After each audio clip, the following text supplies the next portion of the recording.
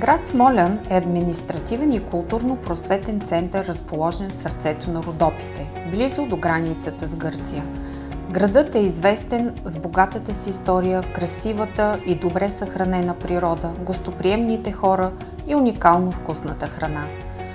Влизането на България в Европейския съюз през 2007 година отвори много нови хоризонти за развитието на града. Осигури условия за разширяване на екипа на общината, отвори вратите за обмяна на опити за участие в европейски проекти.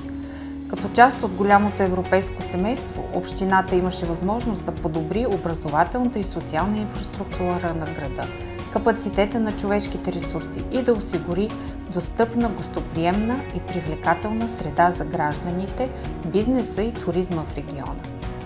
Като естествено продължение на усилията на общината за постигане на по-устойчиво бъдеще, бе и включването ни в проект Плюс City Exchange през есента на 2018 година.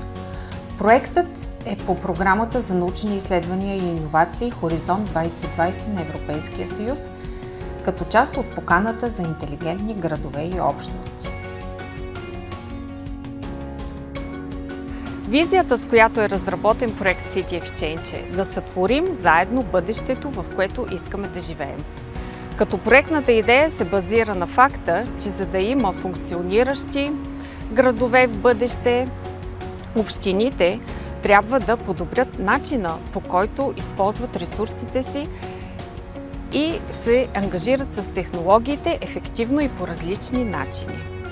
Норвежкият университет за наука и технологии NTNU е водещ партньор и ръководи консорциума на проекта, състоящ се от 32 партньора, включително 7 града, 2 водещи градове – Трондхайм, Норвегия и Лимерик от Ирландия, и 5 градове последователи, сред които е и Смолян. Проектът цели в рамките на 5 години водещите градове и градовете последователи, заедно учейки се един от друг, да работят в посока да се превърнат в устойчиви градове с положителен енергиен баланс. Тоест, да създадат предпоставки за генериране на повече енергия, отколкото се употребява, с цел подобряване качеството на живот на хората. Една от основните концепции на проекта е създаването на позитивно енергийни блокове и райони в градовете и свързаните с това технологични, административни, законови, социални и икономически предпоставки и предизвикателства. В рамките на проект Плюс City Exchange Смолян определи 3 демонстрационни зони, в които да планира как да приложи опита от пилотните проекти на водещите градове. Зоните са подбрани, така че да обхващат общински сгради, които са от важно значение за града и които биха били добър пример за това как използваме енергията по устойчив начин. Демонстрационна зона 1 е близо до стария център на града и обхваща спортната зала, градския плувен басейн, стадион Смолян, средно училище Свети Кирил и Методий и детска градина Буратино. Демонстрационна зона 2 покрива новия център на града и се състои от сградите на културния комплекс, регионален исторически музей, регионалната библиотека, художествената галерия и сградата на Родопския драматичен театър. Зоната включва и сградата на общината и средно училище Отец Паисий. Демонстрационна зона 3 представлява спортния комплекс в квартал Райково. Сградите, които са зад нас, са сградите, които ние избрахме за изграждането на позитивно енергиен блок. Това е сградата на плувния басейн и спортната зала на град Смолян. Причината да изберем тези две сгради са няколко. Първата от тях е, че това са обществено значими сгради, които се ползват доста често от хората. Втората причина да изберем тях е, че са доста енергоемки, особено плувния басейн. В процеса на изграждане на блока срещнахме известни трудности при адаптиране на сградите към това да станат енергийно позитивни. Една част от които чисто конструктивни, друга част законодателни.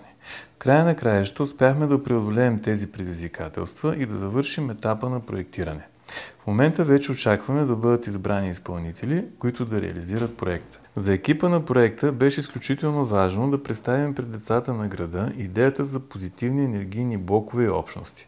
За тази цел закупихме енергийна кутия, с която да демонстрираме различните видове енергийни източници, как работят, как произвеждат енергия, как я отдават и как могат да се взаимодействат. За наша радост децата реагираха с голям интерес и се включиха активно в заниманията. Чрез ангажиране на младите умове, ние положихме основите за едно по-успешно бъдеще. Участието ни в проект City Exchange вдъхнови общината и екипа на проекта да работят за разширяването на идеята за изграждане на позитивни енергийни блокове и за превръщането на Смолян в енергийно позитивен град. Една от първите стъпки, които предприехме в тази насока, е за изграждането на позитивно енергиен район в новия център на града или демонстративна зона 2, който да обхваща сградите от културния комплекс, сградата на общината, както и многофамилните жилища в района.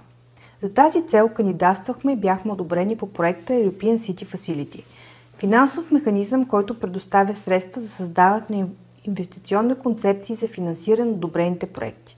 Надяваме се, чрез проекта да получим достъп до различни финансови механизми, чрез които да реализираме проектната концепция.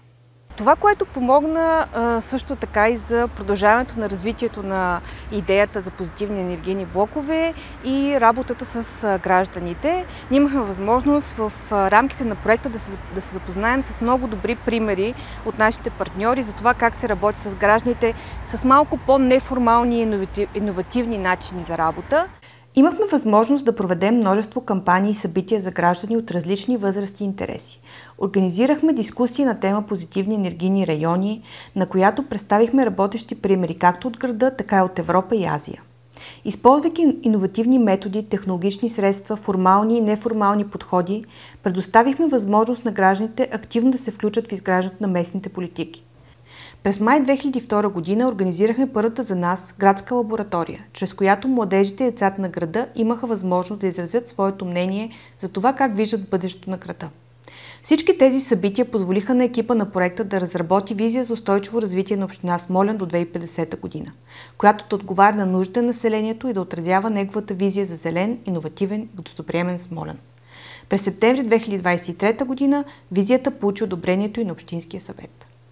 City Exchange е един от най-амбициозните проекти на община Смолян с задача да спомогне за установяването на устойчивите градски екосистеми с нулеви въглеродни емисии и утвърждаването на градски райони с 100% възобновяема енергия до 2050 година или така наречените положителни енергийни райони.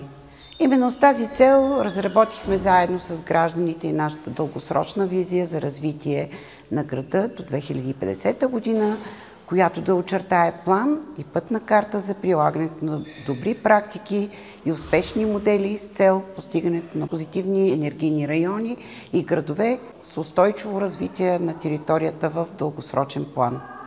С това град Смолян става един от водещите градове в България, който работи по тази тема, с поглед в бъдещето и с мисъл за идните поколения. Намираме се на стария център на град Смолян, където се помещава Sky Hub Смолян. Първоначалната идея за създаването на това пространство е то да работи като споделено работно място по време на COVID мерките. Впоследствие екипът на проект City Exchange вижда потенциала на това пространство, то да се развие като център за иновации. С цел да провокираме гражданите и да събудиме интересът им към пространството, през април 2022 година проведохме Ден на отворените врати, където заедно с партньори от организацията Wind of Change организирахме първата в града климатична фреска. След успеха на събитието, екипът се здоби със собствен фасилитатор, благодарение на което уъркшопа продължи да се провежда в града. Освен климатична фреска, Sky Hub Смолян бе домакин на множество събития, имащи за цел да развият следващото поколение умни жители.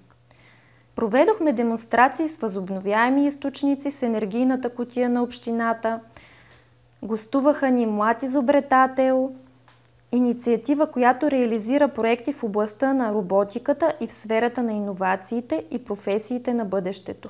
началото на тази година за пръв път участвахме и в глобален детски дизайнатон, където децата имаха възможност да представят идеите си за по-устойчиво бъдеще пред деца от цял свят. Към момента с гордост може да кажем, че интересът към SkyHub Смолян се развива извън рамките на проекта, посещаване от хора с различни професии и националности, а също и от местни жители, които имат нужда от работно място в центъра на града. Продължават да се провеждат и курсове за IT специалисти. Броят на хората, които се свързват с мен и търсят възможностите, които пространството предлага, се увеличават всяка седмица. За мен проектът City Exchange беше предизвикателство, тъй като това е първият проект международен и европейски, по който аз работя. Но той ми донесе много удовлетворение, особено в работата ми с гражданите, а по-конкретно с работата ми с следващото поколение умни граждани. Работейки с най-малките, ние положихме основите за едно по-устойчиво бъдеще. За човек като мен, който идва от частния сектор, проектът City Exchange донесе много опит, както за работа с институции, така и за работа с граждани. Особено зараждащо, мисля, че за всички нас, работейки по следващото поколение умен гражданин, беше работата с деца, виждайки как те възприемат това, което ние им разказваме, как те всъщност търсят тази информация, искат да знаят повече, независимо дали чрез възобновяемите източници или чрез климатичната фреска. Това беше много обогатяващо, мисля, че за целия екип. Радвам се, че община Смолян е част от такъв мащабен проект като City Exchange. Това да имаме 32 партньора от всички части на Европа с абсолютно различно мислене, но с еднакви проблеми в развитието на градската среда, беше много полезно за нас. Научихме много нови уроци във връзка с екологосъобразната мобилност, във връзка с енергийната ефективност. Радвам се, че много от партньорите почерпиха добри идеи и опит от община Смолян.